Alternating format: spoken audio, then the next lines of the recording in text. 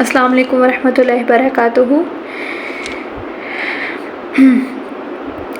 تو ہم بات کر رہے تھے، لاسٹ ویڈیو میں بھی ہم نے بات اسی کی تھی اور اسی کی تفصیل کے بارے میں ہم پھر سے بات کریں گے۔ جیسے نماز کا ذکر کیا تھا کہ نماز ہمیں کن کن موقع پر ہم چھوڑ سکتے ہیں، ٹھیک ہے۔ 2-3 وجوہات ہو سکتی ہیں، جیسے ہم دو نمازوں کو اکٹھا کر کے ہم پڑھ سکتے ہیں، یا پھر سفر میں ہے اس چانس میں کہ اگر نمازیں آپ کی جیسے عصر اور ظہر کو ہم اکٹھا کریں گے، مغرب اور عشاء کو کر سکتے ہیں۔